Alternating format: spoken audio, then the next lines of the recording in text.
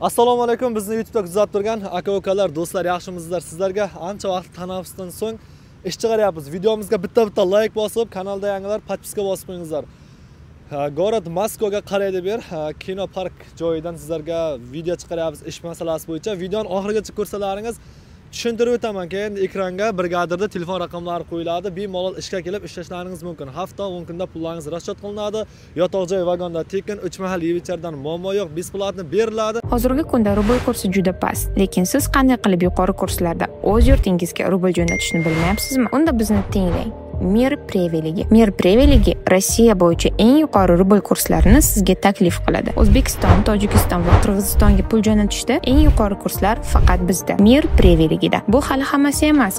Agar siz ham Musofir TV 2004 promokodidan foydalansangiz, rublni yanada yuqori kurslarda jo'natish imkoniyatiga ega bo'lasiz. Bizning bank mijozlari uchun qanday yengilliklar berishiga o'zingiz baho bering. Mir Preveligi eng yaxshi xizmat faqat bizda.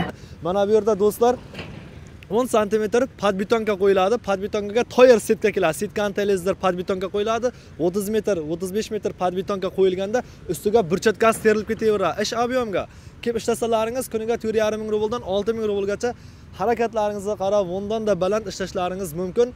Sizlarga shunday ishlar chiqaryapmiz. Mana bu yer endi loy bo'lyapti. Setka tortilgan.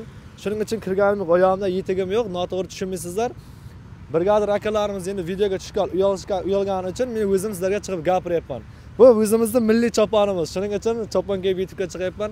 Chopon uchun bitta like bosib qo'yingizlar. Mana sizlarga atrof ko'rsataman. Bu yerda kino ishlaydigan joy. Troyska.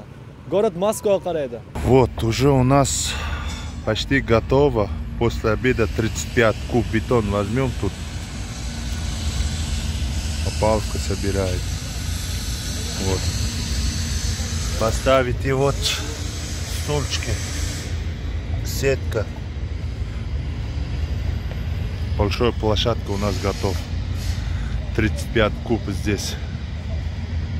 Нам надо будет мантушка, погрузчик, трактор вместо ковшами.